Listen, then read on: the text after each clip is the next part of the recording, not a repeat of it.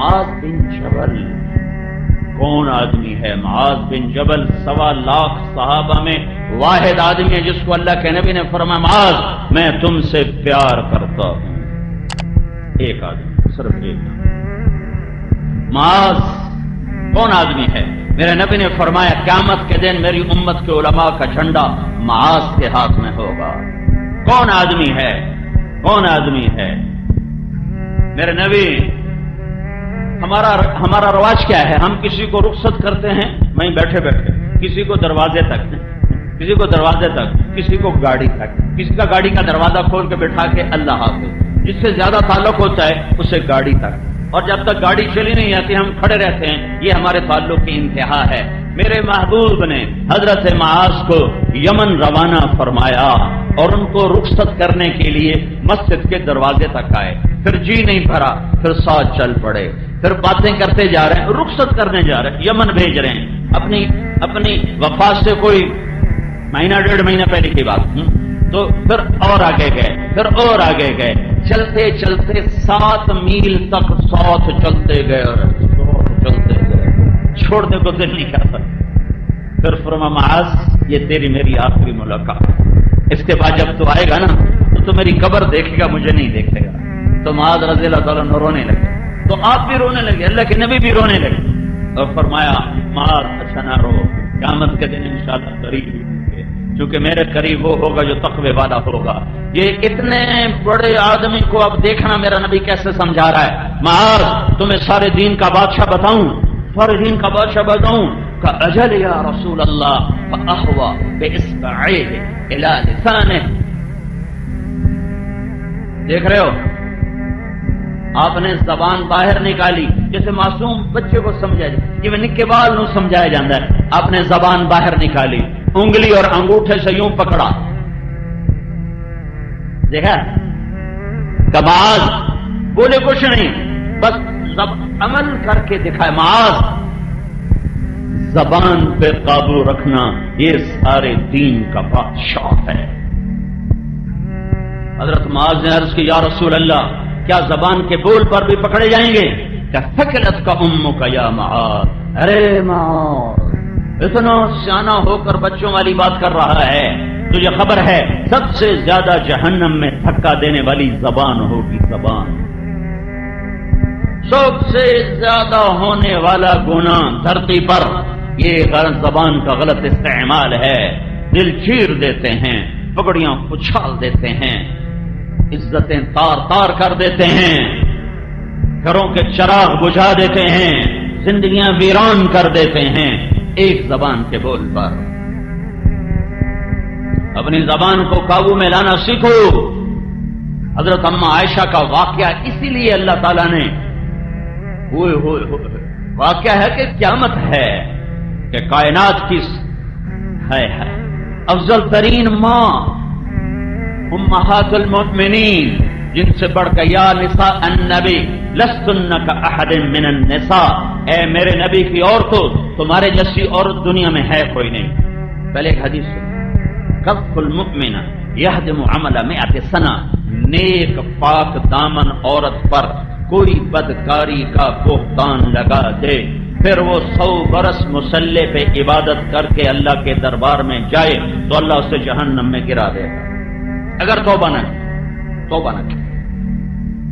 نیک پاک عورت پر برائی کا الزام لگانے والا 100 برس کی بندگی کر کے بھی گیا تو اللہ اسے اٹھا کے جہنم میں ڈال دے گا.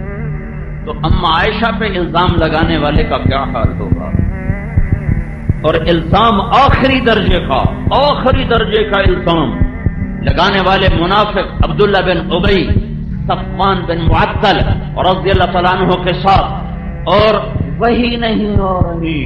اتنا بڑا الزام، اتنی بڑی پاک عورت اما عائشہ جس کے سینے پر سر رکھ کر میرے نبی نے جان دی ہے، اما عائشہ جس کا لعاب آخری شے میرے نبی کے منہ میں گیا ہے، اما عائشہ جس کا حجرہ میرے نبی کی آرام گاہ بنا ہے، اما عائشہ جس کی گود میں سر ہوتا تھا تو وہی اترتی تھی، کسی اور بیوی کی گود میں سر ہوتا تھا تو وہی نہیں آتی تھی.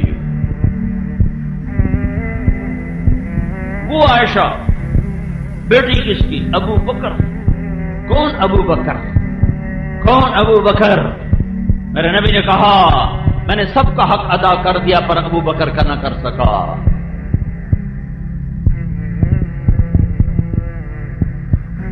اتنا بڑا الزام لگا، وہی نہیں آ رہی، وہی بند، وہی بند۔ اب بھائیو جب الزام لگے تو ہر کوئی فوراً دھونے کی کوشش کرتا ہے۔ یہ تو میرے محبوب کی محبوب بیوی پر الزام تھا، اللہ نے فوراً ازالہ کیوں نہیں کیا؟ پاک پتن کی عورتوں کو، مردوں کو سمجھانے کے لیے کہ زبان کا زہر کتنا خوفناک ہوتا ہے۔ مدینے میں آگ لگ، گھر گھر میں ماتم، اللہ کے نبی کی طبیعت خراب اور نہ کھانا اچھا لگے نہ نیند آئے کہ سب سے محبوب بیوی پر اتنا بڑا الزام، اور اتنے حالات بدلے کہ اللہ کے نبی کی طبیعت میں ایک عجب انقباض۔ حضرت عائشہ کے ساتھ معاملہ سرد، حضرت عائشہ حیران پریشان کہ اللہ کے نبی کا معاملہ میرے ساتھ ٹھنڈا کیوں ہو گیا؟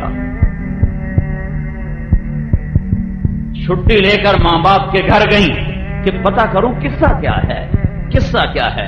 قربان جاؤں صدیق کے صبر پر کہ ایک اتنی پاک بیٹی پر تہمت لگی ہے اور صدیق نے احتجاج نہیں کیا کہ میری بیٹی کے ساتھ یا رسول اللہ کیا ہو رہا ہے، آپ کیوں نہیں اس کو بند فرماتے؟ چپ چپ چپ، کہ یہ اعلان ہے بد زبان کے آگے چپ رہا کرو، زبان نہ چلایا کرو۔ اے اے یہاں ماں باپ سبق دیتے ہیں، تو چپ کیوں رہ گیا؟ تو ابو جواب کیوں نہیں دیتا؟ تو ہگدیاں سو کیوں نہیں سنائیاں؟ تو کیوں سانو برباد کر چھڑیا؟ اے ظالم ماں باپ ہیں، اور یہ کیوں یہ کیوں یہ کیوں؟ یہ سبق ہے بد زبان کے آگے چپ رہنا۔ چپ رہنے والا کبھی عزت میں گھاٹا نہیں کھاتا۔ امتحان کی جگہ کہیں خامند کا مزاج سخت ہوتا ہے تو بیوی کو سبق ہے صبر کر، تیرا رب تیرے ساتھ ہے۔ کہیں عورت کی زبان میں تیزی ہوتی ہے تو خامند کو حکم ہے صبر کر، تیرا رب تیرے ساتھ ہے۔ جسے زبان بند کرنا آ گیا اس کی عزت کو کوئی نہیں گھٹا سکتا۔ اور عورتوں کے لیے خاص طور پر ہے کہ ہمارا مشرقی معاشرہ ہے، یہاں جہاں ڈولی اترتی ہے وہیں سے جنازے اٹھتے ہیں، اور گھٹ گھٹ کے مر جانا ہی مشرقی عورت کی ریت ہے۔ اور معاشرہ ہمارا ظلم و ستم پر مبنی ہے۔ سسرال والے ظالم ہوتے ہیں 99%، کہیں 1-2% لڑکی کا بھی ظلم ہوتا ہے، لیکن عام میں اسی معاشرے میں گزار چکا ہوں زندگی۔ ظلم و ستم ہے، ظلم و ستم ہے۔ سسرال کا عورت کے اخلاق کا پتہ اس وقت نہیں چلتا جب وہ ماں ہوتی ہے، اس وقت نہیں پتہ چلتا جب وہ بیوی ہوتی ہے، تھوڑا تھوڑا پتہ چلتا ہے۔ عورت عورت عورت عورت ہو اور وہ اللہ کی نظر میں محبوب ہو، یہ اس وقت پتہ چلتا ہے جب وہ ساس بنتی ہے، جب وہ کسی کی بیٹی کو گھر لے کر آتی ہے، پھر اس کے اخلاق کا پتہ چلتا ہے کہ کتنا ظرف ہے۔ اپنی بیٹی کے عیب چھپاتی پھرتی ہیں اور اپنی بہوؤں کے خوبیوں میں بھی عیب نکالتی پھرتی۔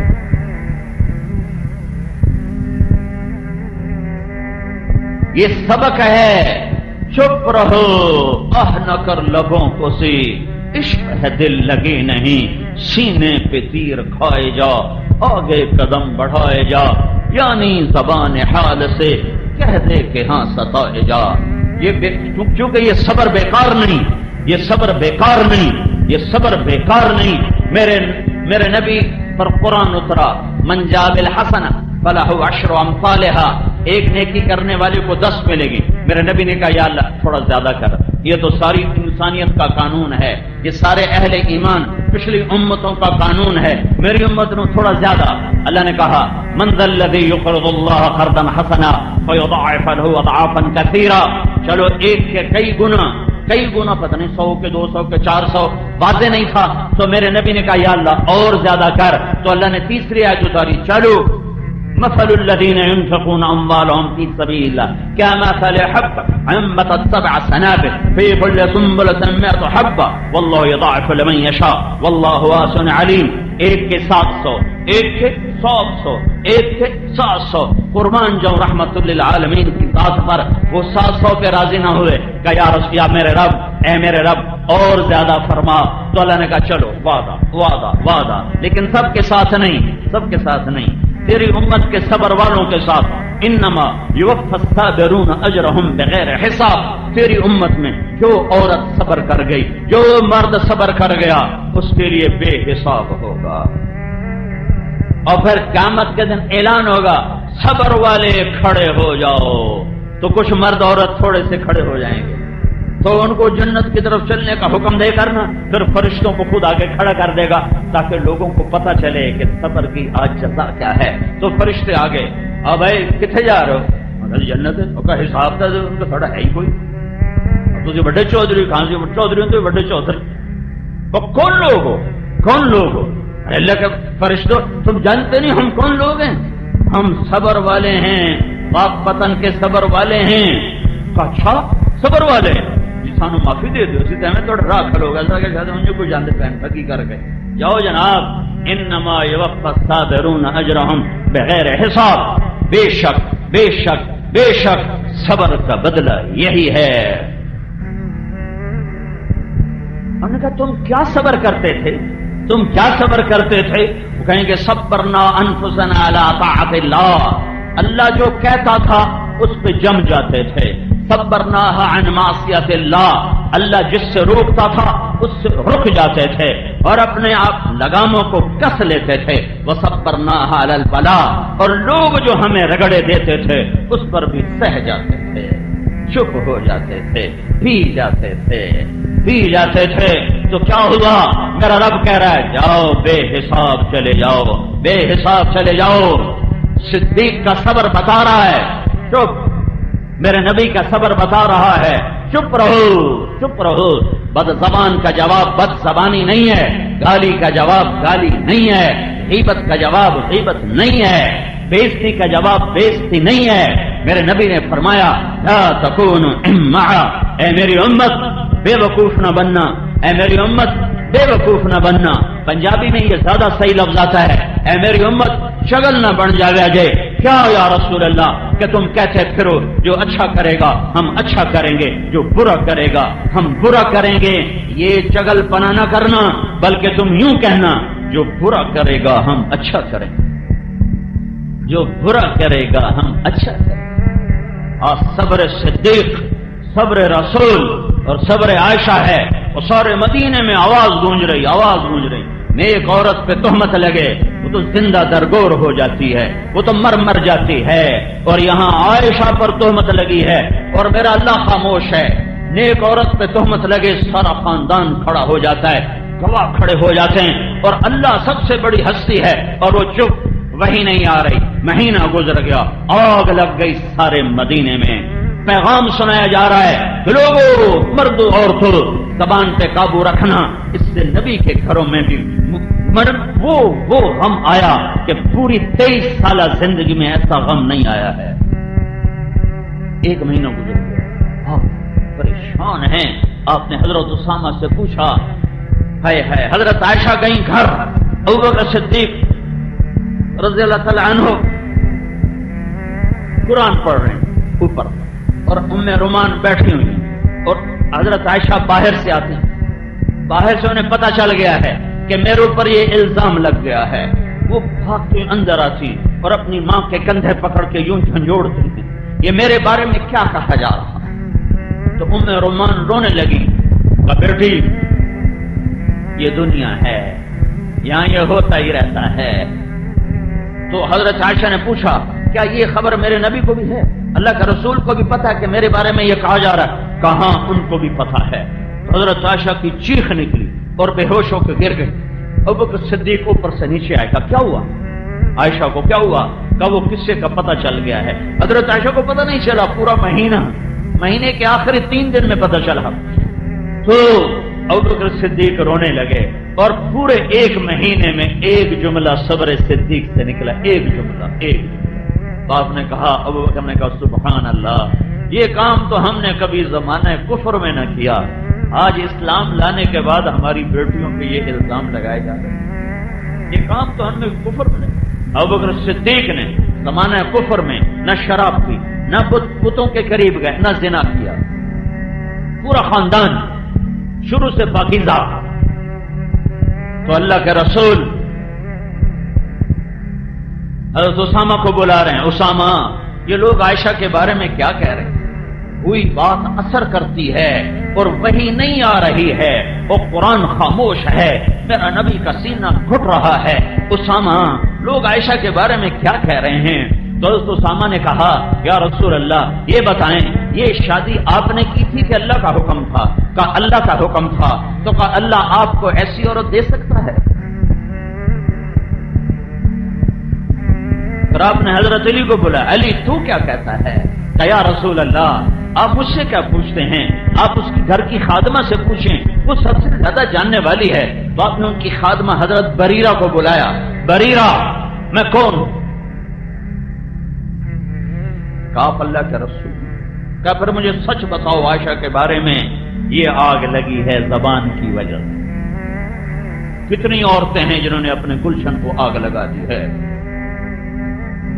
اپنے ہاتھوں سے بیٹے کو گھوڑے پہ چڑھاتی ہیں، اس کو سہرے سجاتی ہیں، پھر دلہن کو گھر میں لاتی ہیں، پھر اپنے ہی ہاتھوں سے اپنے بیٹے کی زندگی کو آگ لگا دیتی ہیں. کہ جب بیٹے کا میلان بیوی کی طرف ہوتا ہے اور میاں بیوی میں محبت بڑھتی ہے تو پھر ماں کو حسد شروع ہو جاتا ہے، پھر تانے، رن مرید ہو گئے ہیں، رن غلام ہو گئے ہیں. تو بیوی دا غلام ہو گئے تو ماں پیو دی ہن خبر ہی کوئی نہیں. میں تو بیوی دا ہی غلام ہے، ماں پیو تو کبھی پوچھتا ہی کوئی نہیں. میں نے ایک گھر کو ٹوٹتے دیکھا. کہاں کلبوں میں راتیں گزارتا تھا. ہم نے محنت کی، ہم نے کیا محنت کی، پھر اللہ نے اس کو ہدایت دی، ذریعہ ہمیں بنایا.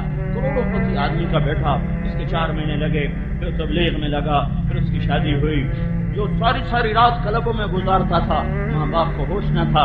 جب بیوی کے ساتھ 2-4 گھنٹے بیٹھنے لگا تو ماں کے نشتر، میں تنہیں یاد کوئی نہیں، بیوی دے کو نہیں چلا جانا ہے. ابا کے نشتر، میں تجھے یاد کوئی نہیں، بیوی کے پاس چلا جاتا ہے. کر کر کر طلاق دلوا کے جان لی، اجاڑ دیا گھر. وہ بچہ نیم پاگل صاحب اپنے جذبات کی تسکین کی خاطر اپنے بچے کی زندگی داؤ پہ لگا. پھر ایک اور شادی کی ہے، وہ بیچارہ نہ زندوں میں ہے نہ مردوں میں ہے. یہ زبان ہیں، یہ اخلاق ہیں، یہ رویے ہیں جو گھر کو جنت بھی بناتے ہیں، جہنم بھی بناتے ہیں. شکلوں صورتوں پہ زندگی نہیں گزرتی، حسب نسب پہ زندگی نہیں گزرتی، ملک و مال پہ زندگی نہیں گزرتی. زبان کا میٹھا بول ہے جو غریب کے گھر کو بھی جنت بنا دیتا ہے، بدصورت کو خوبصورت بنا دیتا ہے، کمی کو سردار بنا دیتا ہے. اور زبان کا گندا بول ہے جو سردار کو کمی بنا دیتا ہے، حسین کو بدصورت بنا دیتا ہے، بہار کو خزاں میں بدل دیتا ہے، اجالوں کو اندھیروں میں بدل دیتا ہے، پھولوں کو کانٹوں سے بھر دیتا ہے. زندگی کا بہاؤ چیزوں کے ساتھ نہیں ہے، زندگی کا بہاؤ اخلاق کے ساتھ ہے. زندگی چیزوں کا نام نہیں ہے، زندگی احساسات کا نام ہے. اور احساسات اخلاق سے پروان چڑھتے ہیں اور بد اخلاقی سے مر جاتے ہیں. جب احساسات مر جائیں تو دنیا کا کوئی روپ رنگ اسے آرام نہیں دے سکتا. کیا لطف انجمن کا جب دل ہی بجھ گیا ہو. اما عائشہ کا واقعہ یہ گھر کی معاشرت کے لیے بنیاد ہے کہ زبانوں کو سنبھل کے استعمال کرو.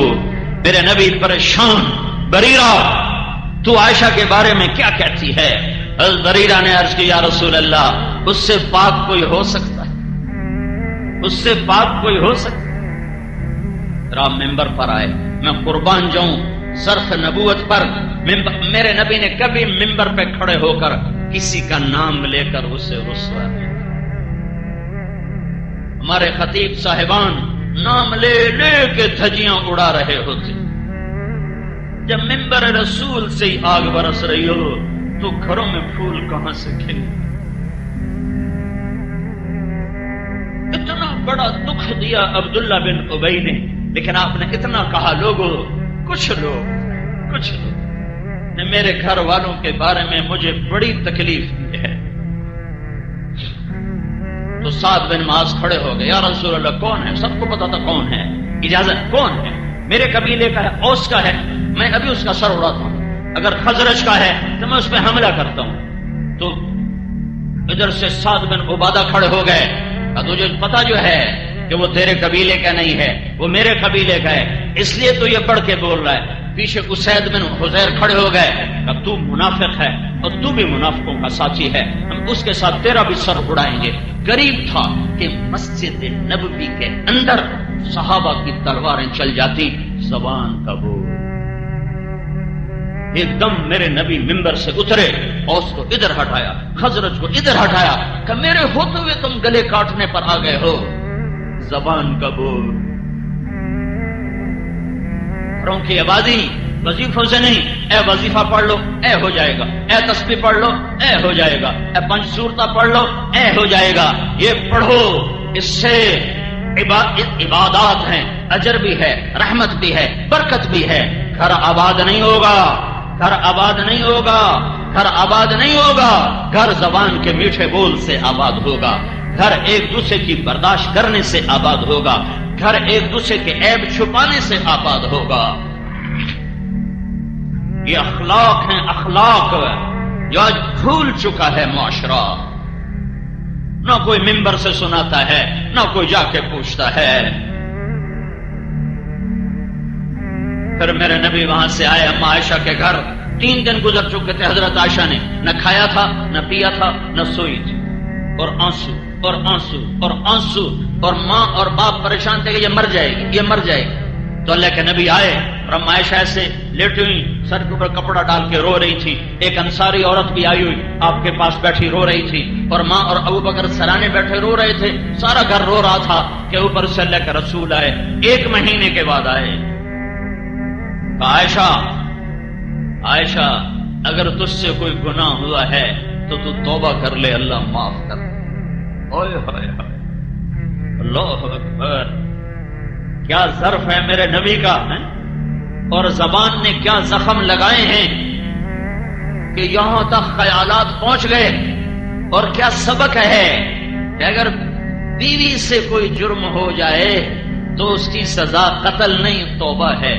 بیٹا روزانہ کم وقت زنا کرے، اس کو چھپاتے پھرتے ہیں.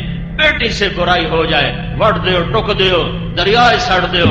ساڈی غیرت اس مجا چھٹی.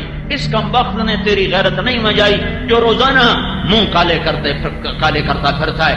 اس کو تو شیلٹر دیتے ہو، اس کو تو پناہ دیتے ہو. کوئی نہیں جو چھوڑ چھکر. ارے اس کے ساتھ بھی شیطان تھا، اس کے ساتھ بھی شیطان تھا. اگر اس سے خطا ہو گئی تو اسے ذبح کرنے پر آ جاتے ہو. بیٹا روزانہ یہ منہ کالا کرتا ہے، اس پہ پردے ڈالتے پھرتے ہو. تمہارا نبی کہہ رہا ہے عائشہ جرم ہو گیا ہے، توبہ کر لے، اللہ معاف کر دے. میں ایک علاقے میں گیا، مجھے وہاں لوگوں نے بتایا یہاں عورتیں بڑی قتل ہوتی. میں نے کہا کیوں؟ کہ یہاں کے اکثر لوگ بیرون ملک کمائیوں پر گئے ہوئے ہیں. وہاں کوئی کم وقت ان کے کان میں پھونک دیتا ہے تیری بیوی تو آوارہ ہو گئی ہے. وہ آتے ہیں بغیر تحقیق کیے اس کو قتل کر دیتے. عائشہ اگر تجھ سے خطا ہوئی ہے توبہ کر لے، اللہ معاف کر. یہ تو نہیں کہا اگر تجھ سے خطا ہوئی ہے تو میری نکل جا میری نکاح سے اور میں تجھے طلاق دے رہا ہوں. اگر تجھ سے خطا ہوئی ہے تو توبہ کر لے، اللہ معاف کر دے. اور اگر تو پاک ہے تو اللہ ضرور تیری پاک دامنی بیان کرے گا. تو عائشہ فرماتی میرے آنسو ایک دم ختم ہوئے اور میں اٹھ کے بیٹھ گئی. میں نے کہا اماں میری صفائی پیش. تو اماں ام رومان کا بیٹی میں کیا کہوں، مجھ سے کچھ نہیں بولا جاتا. میں نے کہا ابا میری صفائی پیش کر. انہوں نے کہا بیٹی میں کیا کہوں، مجھ سے بھی کچھ کہا نہیں جاتا. تو پھر اما عائشہ نے کہا میں سچ بولوں تو تم میری تصدیق نہ کرو گے، میں جھوٹ بولوں تو اپنے اوپر الزام لگاؤں. میں وہی کہتی جو کہا تھا. یہ کہہ کر فرمانے لگی مجھے یعقوب علیہ السلام کا نام بھی بھول گیا غم کی وجہ سے. میں نے کہا میں وہ کہتی ہوں جو یوسف کے باپ نے کہا تھا فصبر جمیل واللہ المستعان. میرا صبر ہے، میرا مالک میرا اللہ ہے. اور فرمایا یہ کہہ کر میں دوبارہ لیٹ گئی تو ایک دم اللہ کے نبی پر وحی اتری 1 مہینے کے بعد. 1 مہینے کے بعد. اور حضرت ابو بکر اور ام رومان کا رنگ پیلا زرد اور ایسے کانپنے لگے، ایسے خشک پتے کی طرح کہ پتہ نہیں یہ جو وحی آ رہی ہے کیا حکم آ رہا ہے، ہماری بیٹی کی پاک دامنی ہے یا کچھ اور کہانی ہے۔ اور حضرت عائشہ فرمانے لگی میں نے دیکھا اماں ابا کو تو مجھے لگا یہ مر جائیں گے، ابھی مر جائیں گے، مجھے یقین تھا کہ میرے حق میں ہی آئے گا، لیکن مجھے یہ نہیں پتا تھا کہ میرے بارے میں اللہ قرآن کو اتارے گا۔ میرا خیال تھا کہ جبریل آئے گا اور کہہ دے گا کہ اللہ کہہ رہا یہ سب غلط ہے، مجھے نہیں خبر تھی کہ میں قرآن کا قصہ بن جاؤں گی اور میں قرآن کی کہانی بن جاؤں گی اور قیامت تک یہ پڑھا جائے گا۔ اور پھر وہی ختم ہوئی، میرے نبی نے آنکھیں کھولی، عائشہ بشارت تیرا رب خود آ گیا تیرا گواہ بن کر۔ یوسف علیہ السلام پہ تہمت لگی تو ایک بچے نے گواہی دی، اما عائشہ پہ تہمت لگی اللہ نے گواہی دی۔ ان الذين جاءوا بالافك عصبة منكم لا تحسبوه شرا لكم بل هو خير لكم لكل امرئ منهم ما اكتسب من الاثم سے لے کر 14 آیات ہیں، اور ان 14 آیات میں جتنا قرآن کا لہجہ سخت ہے پورے قرآن میں ایسا سخت لہجہ نہیں ہے، نہ فرعون کے مقابلے میں، نہ ابو جہل کے مقابلے میں، نہ نمرود کے مقابلے میں، نہ قارون کے مقابلے میں۔ ان 14 آیات میں جتنی قرآن کے لہجے میں کڑک ہے اور صاعقہ ہے اور ایک گرج ہے اور ایک ہیبت ہے، پورے قرآن میں ایسی ہیبت، ایسی گرج، ایسی چمک، ایسی کڑک، ایسی صاعقہ پورے قرآن میں نہیں ہے۔ جیسے جوش میں ہو اور غضب میں ہو کلام ربانی چھا گیا منافقین پر بھی کہ تم میری محبوب کی بیوی پہ تہمت لگاتے ہو، کوڑے مارو ان کو، میری محبوب کی بیوی پاک ہے۔ اما عائشہ نے کہا، ام رومان نے کہا عائشہ اٹھ اللہ کے رسول کا شکر ادا کر۔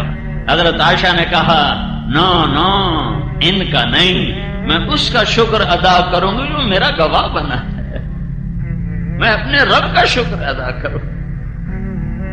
پھر ابوبکر صدیق رضی اللہ عنہ اٹھے اور بیٹی کو گلے سے لگایا تو حضرت عائشہ نے گیلا کیا، ابا تو نے بھی میری صفائی پیش نہ کی۔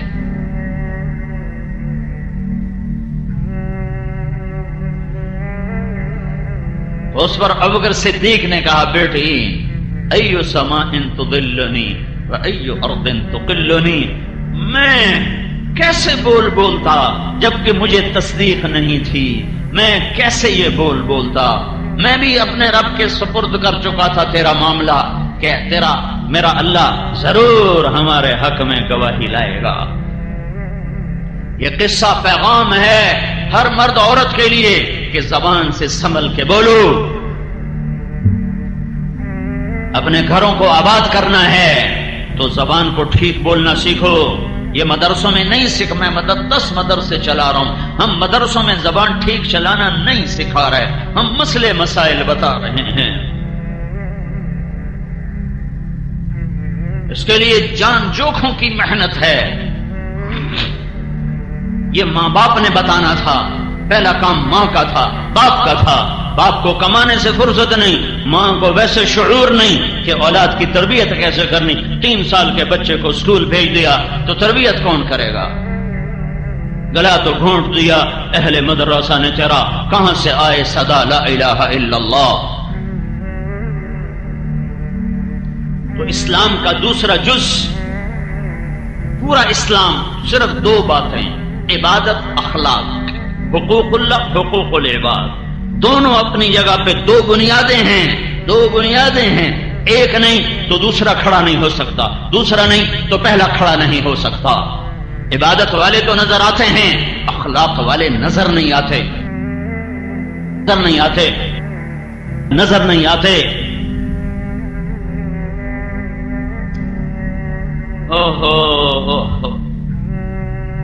میں نے پڑھا اور اللہ کے فضل سے، میں کوئی فخر سے نہیں کہہ رہا، میں نے محنت سے پڑھا، میں نے جو پڑھا میں نے یاد کیا، اللہ نے مجھے ذہن دیا تھا، مجھے کتابیں یاد ہو جاتی تھیں، لیکن میں اخلاق کو پڑھ کے نہ سمجھ سکا۔ یہ بڑا اوکھا سبق ہے، یہ کسی کو دیکھنے سے پتہ چلتا ہے۔ میں نے مولانا سعید احمد خان کو دیکھا کہ ہمارے اکابر میں ایک ہستی تھے، اس شخص کو دیکھ کر مجھے زندگی میں پہلی دفعہ پتا چلا کہ میں بد اخلاق انسان، ورنہ اس سے پہلے پتہ ہی نہیں تھا۔ کسی کی پگڑی اچھال دینا، کسی کا دل چیر دینا، کسی کی غیبت کر دینا، کسی کے عیب اچھالتے پھرنا، اس کو کبھی بے دینی سمجھا ہی نہیں تھا۔ اس شخص کو دیکھا تو مجھے پتا چلا کہ اخلاق کسے کہتے ہیں۔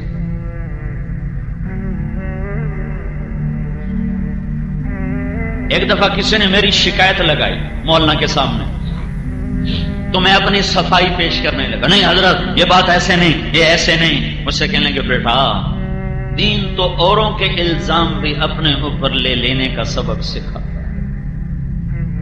ہے۔ تو مجھے ایک قصہ یاد ہے، 417 صدی کے ایک عالم ہیں احمد بن مہدی بن رستم، ابن کثیر نے اپنی کتاب میں ان کو جگہ دی ہے۔ اس کتاب میں چھوٹا آدمی جگہ نہیں پا سکتا۔ طلب علم میں 3 لاکھ درہم خرچ کیے، 3 لاکھ درہم، آج کا 3 کروڑ روپیہ بنتا ہے علم سیکھنے کے لیے۔ ان کے علم کی وجہ سے وہاں اس کتاب میں ان کو جگہ نہیں ملی۔ ایک قصہ ان کی زندگی میں آیا جس کی وجہ سے ابن کثیر نے ان کو اپنی تاریخ البدایہ والنہایہ میں جگہ دی ہے۔ ان کی شہرت نصف النہار پر ہے اور لاکھوں شاگرد، لاکھوں مرید۔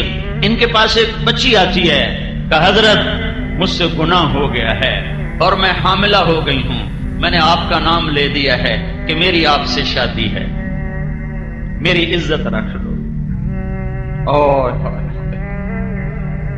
کوئی آج کا ہوتا تو اسے چوک میں رسوا کرتا، اسے سر بازار کہتا یہ کر دو وہ کر دو۔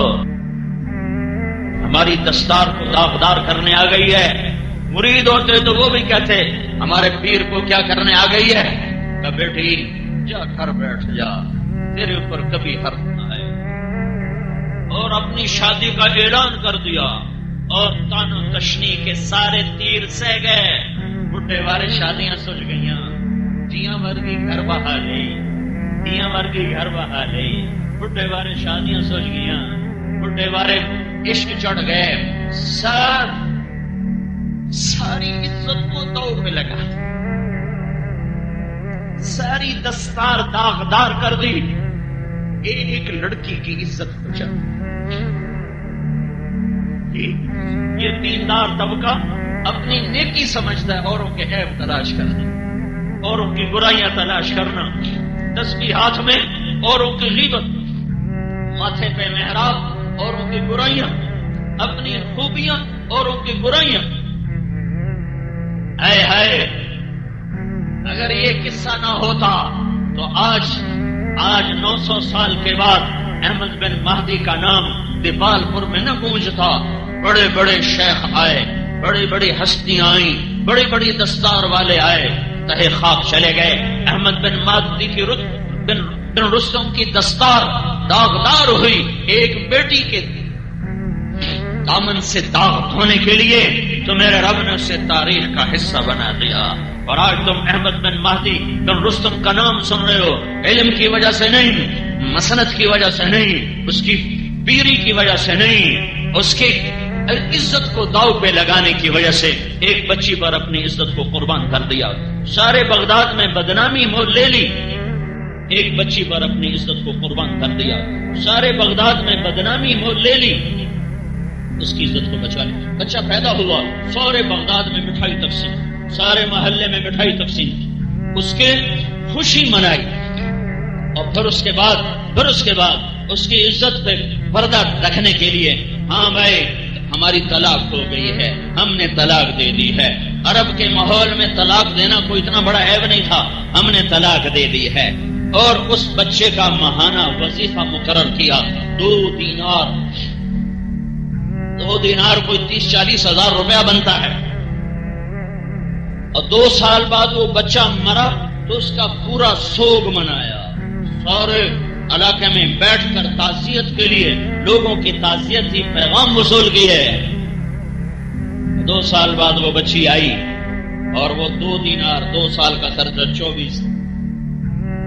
48 دینار، 50 دینار اور آج کا کوئی 10-15 لاکھ روپیہ بن جاتا ہے، وہ لے کر آئی کہ حضرت یہ آپ کا پیسہ اسی طرح امانت ہے میرے پاس، آپ نے میری عزت رکھ لی، مجھے یہی کافی ہے، یہ آپ کا پیسہ آپ کو واپس۔ کہ بیٹی میں تو یہ بھی تیری عزت پہ وار چکا ہوں، جا یہ بھی تجھے ہدیہ ہے، میں یہ واپس نہیں لوں گا۔ اس قصے نے احمد کو 900 سال گزر چکے ہیں زندہ رکھا ہوا ہے، ورنہ اس سے بڑے علم والے آئے۔ میرے بھائیوں اور بہنوں، یہ زندگی کا وہ حصہ میں بتا رہا ہوں جو عام طور پہ نہ سنا جاتا ہے نہ سنایا جاتا ہے۔ چھوٹی چھوٹی باتوں پر گھروں میں آگ لگی ہوئی ہے، چھوٹی چھوٹی باتوں پر گھر برباد ہو چکے ہیں۔ جن ماؤں نے جنا ان کو لوگ دھکے دے رہے ہیں، جن ماؤں نے جنا ان کو گالیاں دی جا رہی ہیں۔ جس باپ نے جوانی کو گلا کے رکھ دیا اس باپ کو کہہ رہے ہیں تو میرے واسطے کیتا کیے، تو میرے واسطے بنایا کی۔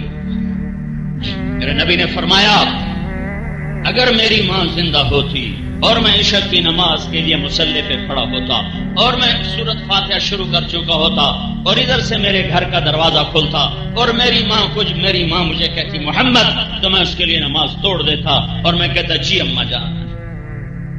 موسیٰ علیہ السلام نے فرمایا یا اللہ جنت میں میرا ساتھی کون، جنت میں میرا ساتھی کون؟ تو اللہ تعالیٰ نے فرمایا فلاں کسائی۔ موسیٰ علیہ السلام بڑے حیران ہوئے کہ کسائی میرا ساتھی کتوں بن گیا؟ تو اس کو دیکھنے گئے بازار، تو ایک بازار کسائی پر تھلا مارتے بیٹھا، گوشت وڈی جاندہ، ٹوکی جاندہ، بیچی جاندہ، کھڑے ہو کے دیکھ رہے ہیں نہ مصلی نہ تسبیح، تو یہ میرا ساتھی کیسے ہے؟ گوشت اس کا بک گیا، اس نے چھوٹا سا ٹکڑا تھیلے میں ڈالا، کندھے پہ لٹکائے، گھر کو چل دیا۔ موسیٰ علیہ السلام ساتھ ہو لیے، گھر پہنچے۔ موسیٰ علیہ السلام نے کہا مجھے اجازت ہے میں آ جاؤں تیرے ساتھ؟ میں نے کہا آ جاؤ۔ گوشت کو بوٹیاں بنا کے ہانڈی پہ رکھ دیا اور خود آٹا گوندنے بیٹھ گیا، پھر آٹے کو رکھ کے ہانڈی تیار کی، پھر ہانڈی اتار کے روٹی پکائی، پھر اس کو پلیٹ میں سجایا، روٹی کو سالن کو، اور ایک بوڑھی عورت اس طرح بیٹھی ایسے چارپائی پر ایسے جیسے روئی ہوتی، تو اس کو اٹھا کر الٹے ہاتھ کا کندھا دیا، پھر نوالے بنا بنا کر اس کے منہ میں ڈالتا رہا، اس کو کھلاتا رہا۔ پھر اس عورت نے یوں کیا بس سن میری بس، تو اس نے اس کا منہ صاف کیا، تو اس کو لٹانے لگا تو وہ بڑبڑ کرنے لگی، دور سے جیسے لگا، تو وہ جب اس کو لٹا دیا تو موسیٰ علیہ السلام نے پوچھا یہ کون ہے؟ تو قصائی نے کہا میری ماں ہے، میں صبح جب جاتا ہوں تو اس کا کھانا پینا سب کر کے جاتا ہوں، جب شام کو واپس آتا ہوں پھر اس کے سارے کام کرتا ہوں، پھر اپنے کسی اور کام میں لگتا ہوں۔ تو موسیٰ علیہ السلام نے فرمایا یہ جب تو اس کو لٹا رہا تھا تو یہ کچھ کہہ رہی تھی، یہ کیا کہہ رہی تھی؟ تو وہ کہنے لگا یہ میں کیا بتاؤں، ماں جو ہوئی جب بھی اس کی خدمت کرتا ہوں تو یہ مجھے کہتی ہے اللہ تینوں جنت جو موسیٰ دا ساتھی بناوے، میں کمی کسائی، میں کتنے دے موسیٰ میں کمی کسائی، میں کتنے دے موسیٰ کتنے موسیٰ علیہ السلام نہیں تیری ماں تیرا کام کر چھڑے آئے، تیری ماں تیرا کام کر چھڑے آئے۔ پوچھو پاک پتن کی ماں سے اولادوں سے کتنے زخم سہ چکی ہیں، پوچھو پاک پتن کے باپ سے اولاد کے ہاتھوں کتنے سینے پھٹ چکے ہیں۔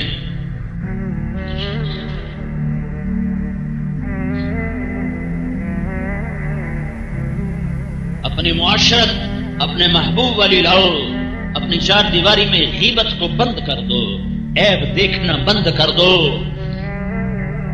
پورے گھر میں گالی گلوچ کی فضا بند کر دو تو تمہارا گھر جنت بن جائے گا۔ بہترین مسلمان میرے نبی نے فرمایا وہ ہے جو بیوی کے ساتھ حسن سلوک کا معاملہ رکھتا ہو، بہترین صدقہ وہ ہے جو بیوی اور بچوں کو کھلایا جاتا ہو۔ سعد بن معاذ میرے نبی کے سامنے ایسے بیٹھے تھے جیسے یہ نوجوان بیٹھا ہے، اب وہ ایسے جھولی میں ہاتھ رکھے ہوئے تھے، تو اللہ کے نبی کی ہاتھوں پر نظر پڑی تو یہاں نشان تھے، موٹے موٹے نشان، مکوڑیاں بنی ہوئی مکوڑیاں۔ تو میرے نبی نے کہا سعد یہ تیرے ہاتھ پہ کیا ہے نشان مکوڑیاں؟ کہ یا رسول اللہ میں کئی خود چلاتا ہوں، تو کئی چلا یہ میرے ہاتھوں پہ نشان پڑ گئے، بچوں کو روٹی کھلانے کے لیے، اپنے بھی بچوں کا پیٹ پالنے کے لیے سارا دن میں خود کام کرتا ہوں۔ تو اللہ کے نبی نے وہ سعد کا ہاتھ پکڑ کے یوں چوما، سارے نو بکھا کے ایسے چوما، پھر فرمایا بچوں کو حلال حلال حلال، رشوت نہیں، ملاوٹ نہیں، کھوٹ نہیں، جھوٹ نہیں، خیانت نہیں، قبضہ نہیں، حرام نہیں، جوا نہیں، بچوں کو، بیوی بچوں کو حلال کھلاتے ہوئے جو ہاتھ ایسا ہو جائے گا اس پہ جہنم کی آگ حرام ہو جائے گی۔ بہترین مسلمان وہ ہے جو بیوی سے حسن سلوک کرے۔ عورتوں کو سمجھایا میری شریعت میں سجدہ ہوتا تو میں بیوی سے کہتا خامد کو سجدہ کرے۔ ایک عورت آئی، یا رسول اللہ میرے خامد کا میرے اوپر کیا حق ہے؟ فرمایا تیرے خامد کے جسم پر زخم ہو، زخموں میں پیپ پڑ جائے تو زبان سے چاٹ کے صاف کرے تو بھی تو نے خامد کا حق ادا نہیں کیا ہے۔ ایک ہی محبت ہے میاں بیوی کی جس کو دیکھ کر اللہ خوش ہوتا ہے، اللہ کے فرشتے خوش ہوتے ہیں۔ شیطان کیا کرتا ہے؟ وہ ماں باپ میں حسد ڈال دیتا ہے، وہ گھروں کو برباد کرنا چاہتا ہے، وہ ماں کے دل میں حسد پیدا کر دیتا ہے، بہنوں کے دل میں حسد پیدا کر دیتا ہے کہ یہ صرف اسی کا ہوتا جا رہا ہے۔ تو وہ پھر کوئی بہن شکایت لگاتی ہے، کوئی ماں شکایت لگاتی ہے، کوئی باپ شکایت لگاتا ہے اور اپنے ہاتھوں سے اپنے بیٹے کی زندگی کو برباد کر دیتے ہیں۔ ماں باپ کی وجہ سے بیویوں پہ ظلم نہ کرو اور بیویوں کی وجہ سے ماں باپ پہ ظلم نہ کرو، دونوں کے حدود ہیں، ان ہر ایک کو اپنی حد میں رکھو۔ ماں باپ کی اطاعت کے جذبے میں آ کر اپنی بیویوں پہ ستم نہ ڈھاؤ اور بیویوں کے عشق میں مبتلا ہو کر اپنے ماں باپ پہ ستم نہ ڈھاؤ، دونوں کو ان کا حق ادا کرو۔ عورت ہر روپ میں محترم ہے، مقدس ہے شریعت میں۔ آپ دیکھتے نہیں ہو اللہ نے آدم کی مٹی کٹھی کی، پھر پتلا بنایا، پھر ننگا پتلا 40 سال پڑا رہا، پھر اللہ نے روح ڈالی، پھر اللہ نے لباس پہنایا۔ تو اگر اللہ ہوا کا پتلا بنا دیتا، مٹی کٹھی کرتا، ہوا کا پتلا پڑا ہوتا، بغیر لباس کے پڑا ہوتا تے مٹی دا پتلا کیڑی گل آئی تے ویکھن والے فرشتے تے کیڑی گل آئی؟ پھر اللہ اس میں روح ڈالتا، پھر اللہ اس کو کپڑے پہنا تھا، پھر آدم کی طرح ہوا کو بنا تھا۔ پر نہیں نہیں نہیں، شروع دن سے عورت کو عزت دی اور پردوں میں رکھا۔ عورت کیسے بنی اللہ کے سوا کوئی نہیں جانتا۔ آدم علیہ السلام کی آنکھ کو کھلی تو الٹی طرف ایک خاتون پورے لباس میں بیٹھی ہوئی ہے۔ آدم علیہ السلام کہنے لگے یا اللہ یہ کون ہے؟ کہ یہ تیری بیوی، تیرے نکاح میں ہے۔ تو آدم علیہ السلام قریب ہونے لگے کہ اس کا مہر تو ادا کر، مہر تو ادا کر۔ کہ یا اللہ مہر کیا ہے؟ کہ میرے آخری نبی پر ایک دفعہ درود پڑھ دیں، یہ مہر ہے، یہ مہر ہے۔ وہ تیری اولاد میں سے ہے تو تجھ سے بہت آگے ہے۔ اور الٹی طرف دل کے نیچے والی پسلی سے پیدا کر کے اشارہ کیا ہے کہ ہر روپ میں عورت کا مقام دل کے قریب ہوتا ہے۔ بیٹی ہو، بیوی ہو، ماں ہو، بہن ہو، خالہ ہو، پھوپھی ہو، دادی ہو، نانی ہو، ساس ہو، جس روپ میں ہو یہ قابل احترام ہے۔ تو تم بھی تو اپنا مقام سمجھو اور آپ بھی اپنا مقام سمجھو۔ وہ معاشرت کی زندگی جو میرا نبی بتا کر گیا ہے وہ سیکھو۔ صرف تسبیح پھیرنے کا نام اسلام نہیں ہے، صرف حج عمرے کا نام اسلام نہیں ہے۔ عبادات 24 گھنٹے مطلوب نہیں ہے، صرف 5 وقت کی نماز مطلوب ہے 24 گھنٹے میں۔ پھر ایک نفل نہ پڑھو اللہ کا کوئی مطالبہ نہیں۔ 30 روزے مطلوب ہیں، پھر ایک روزہ نہ رکھو اللہ کا مطالبہ نہیں۔ 100 میں 2.5 روپے دے دو، اوپر والے 4 آنے کا اللہ کا مطالبہ نہیں۔ ایک دفعہ حج کر لو، پھر ساری زندگی اللہ کا مطالبہ نہیں۔ عبادات ہر وقت مطلوب نہیں ہے، لیکن اچھے اخلاق 24 گھنٹے مطلوب ہیں، 24 گھنٹے مطلوب ہیں، 24 گھنٹے مطلوب ہیں۔ باپ ہے سنبھل کے بول، ماں ہے سنبھل کے بول، بیوی ہے سنبھل کے بول، خامد ہے احتیاط سے بول، بھائی ہے اخلاق سے بول، بہن ہے اخلاق سے بول، دوست ہے اخلاق سے بول، بڑا ہے عزت دے، چھوٹا ہے شفقت دے، پڑوسی ہے دھیان کر، خیال کر۔ ہر وقت تو اخلاق کا مطالبہ، 2 عملوں کا مطالبہ 24 گھنٹے ہے۔ ایک ایمان 24 گھنٹے فرض، ایک اخلاق 24 گھنٹے فرض ہے۔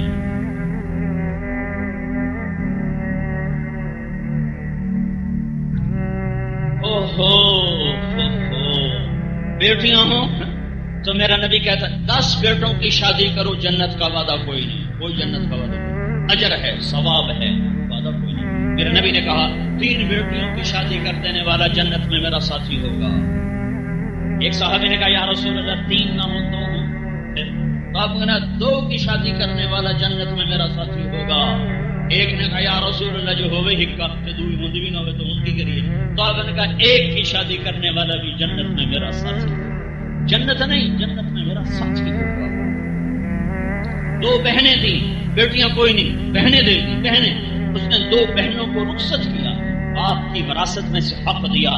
شبر ہے ہمارے ملک کا، ہمارے دیش کا، دیہاتی شہری کا، بہنوں کو حصہ نہیں دیتے، سارا بھائی کھا جاتے ہیں، یہ رزق حرام ہے۔ اللہ نے بیٹیوں کا حق پہلے بتایا ہے، بیٹوں کا حق بعد میں بتایا ہے۔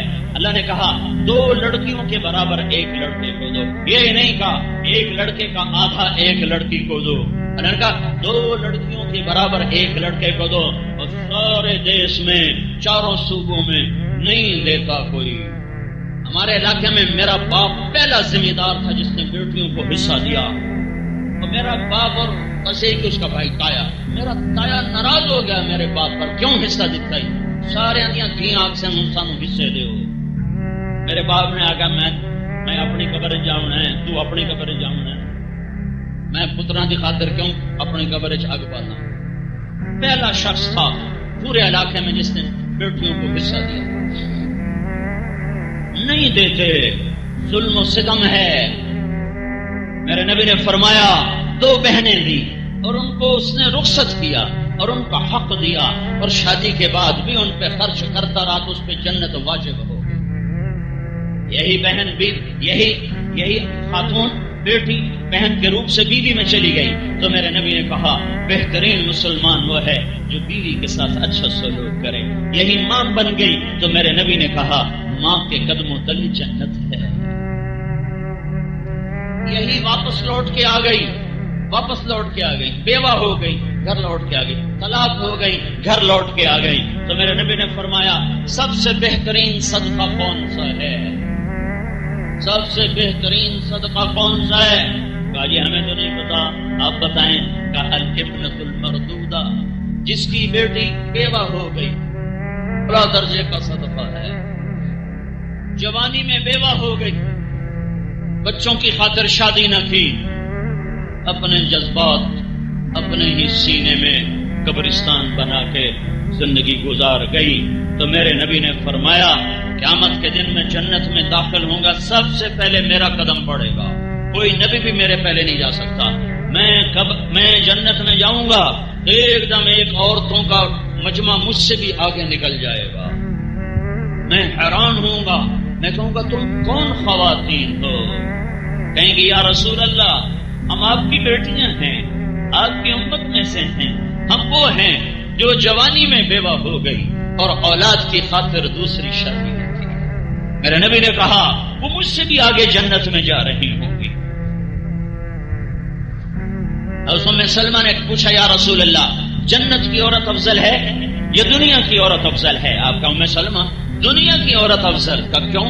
تو آپ نے کہا نماز اور روزہ اور اللہ کی اطاعت کی وجہ سے اللہ تعالیٰ ان کے چہروں کو نورانی کر دے گا، جسم کو سبز لباس سے مزین کر دے گا، ان کی کنکھیاں سونے کی ہوں گی، ان کے چہروں کا نور اللہ کے نور میں سے ہوگا، اور دنیا کی ایمان والی عورت جنت کے حور سے 70,000 گنا زیادہ خوبصورت ہوگی۔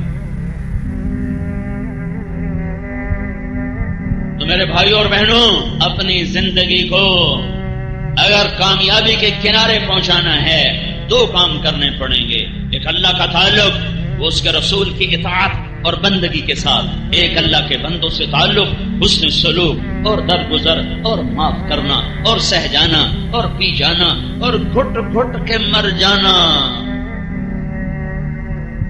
بڑا اجر ہے، بڑا اجر ہے۔ میرے نبی نے فرمایا عجب سنو، عجب سنو، ساری رات کی تہجد اور سارے سال کا روزہ، یہ پچھلے 1400 سال میں شاید کوئی 1400 آدمی ایسے آئے، شاید بتا رہا ہوں کہ ساری رات جاگیں، سارا دن روزہ رکھیں، یہ ناممکن سا کام ہے، لیکن پچھلی صدیوں میں طاقت بہت تھی تو ممکن ہے کچھ لوگوں نے یہ کام کیا ہو۔ کوئی یہ کام کر رہا ہو تو آپ سوچو اس کا مجاہدہ کتنا ہے، رات کو سوتا نہیں، دن میں کھاتا نہیں، عید کے 2 دنوں کے سوا اس کی افطاری کوئی نہیں، اس کا کوئی روزہ چھوٹ نہیں رہا، اور کوئی رات اس سوتا نہیں ہے۔ کتنا بڑا مجاہدہ کر رہا ہے، یہ کرتے کرتے مر گیا، تو اس کا کتنا بڑا مقام ہوگا، کتنا بڑا مقام ہوگا۔ اور میں آپ کو نسخہ بتا رہا ہوں اللہ کے نبی کا، تم کھاتے کھاتے، سوتے سوتے، پیتے پیتے اس سے بھی آگے جا سکتے ہو۔ میرے نبی نے کہا جس کے اخلاق اچھے ہوں گے اس کا درجہ اس سے بھی آگے ہوگا۔ ایک صحابی نے کہا یا رسول اللہ، ہمارے پڑوس میں 2 عورتیں ہیں، ایک بہت عبادت گزار ہے اور اس کی زبان بڑی سخت ہے، تو آپ نے کہا جہنم میں جائے گی۔ کہا دوسری فرض پورے کرتی ہے، کبھی اس کو نفل پڑھتے نہیں دیکھا پر ہمیشہ اس کے منہ سے پھول گرتے ہیں، تو میرے نبی نے کہا وہ جنت میں جائے گی۔ زبان کا میٹھا بول، یہ نا یوسف یوحنا محمد یوسف بن گیا، یہ اللہ کے فضل سے اس کے مسلمان ہونے میں اللہ کرے اللہ میرا بھی حصہ ڈال دے۔ تو یہ آیا میرے پاس، اس کو سعید انور سب سے پہلے میرے پاس لایا تھا، پھر 1 سال ملاقاتیں ہوتے اللہ نے ایمان کی دولت دے دی، پھر 1-2 سال اسلام اس نے چھپائے رکھا، اس کی بیوی مسلمان نہیں ہوئی تھی، جب وہ بھی ہو گئی تو پھر اس نے اسلام کا اعلان کیا۔ تو یہ اور سعید انور دونوں میرے پاس آئے، کہا جی ہماری طاقت تو لگ گئی کرکٹ پر، تو جنت کا کوئی شارٹ کٹ بتاؤ کہ ہم بھی آگے پہنچ جائیں، کوئی شارٹ کٹ بتاؤ۔ میں نے کہا بالکل سوکھا۔ میں نے کہا اللہ کے نبی کا فرمان ہے جنت الفردوس سب سے اعلیٰ درجے کا مقام، جنت میں جنت الفردوس، تو میرے نبی کا فرمان ہے جو 3 کام کر لے جنت الفردوس کا میں ضامن، گھر کی چابی لے کر دوں۔ کیا کیا؟ میں نے کہا تصل من قطعک، تعطی من حرمک، تعف عن من ظلمک۔ میرا نبی فرماتا ہے جو توڑے اس سے جوڑو، جو تمہیں تمہارا حق نہ دے تم اسے اس کا حق دو، جو زیادتی کرے معاف کرو۔ میں نے کہا یہ کر لو انشاءاللہ جنت الفردوس سے ہیٹھوں دونوں نہیں اللہ رکھتا، اتنے ہی لے جاؤ۔ کہنے لگے تو ہے ہی اوکھا بڑا، یہ تو اوکھا بڑا، اوپر کے درجات کے لیے تو کام تھوڑا جا اوکھا تو نہیں، لیکن اب پھٹکڑی اور کام ہو جائے چوکھا ہی چوکھا، چوہے کو پھٹکڑی ملے اور پنساری بن کے بیٹھ جاتے اور میرے کو لی سودا لے لو، کام تو اوکھا ہے۔ ساری رات کی تہجد آسان ہے اور گالی دینے والے کو سلام کرنا مشکل ہے، سخت گرمی کا روزہ آسان ہے اور منہ پھیر کر گزر جانے والے کو آگے بڑھ کے سلام کرنا مشکل ہے۔ اس لیے جو معافی مانگنے میں پہل کرے گا وہ اونچا چلا جائے گا، جو معافی مانگنے میں پہل کرے گا وہ آگے نکل جائے گا، جو معافی مانگنے میں ابتدا کرے گا اس کا سر بلند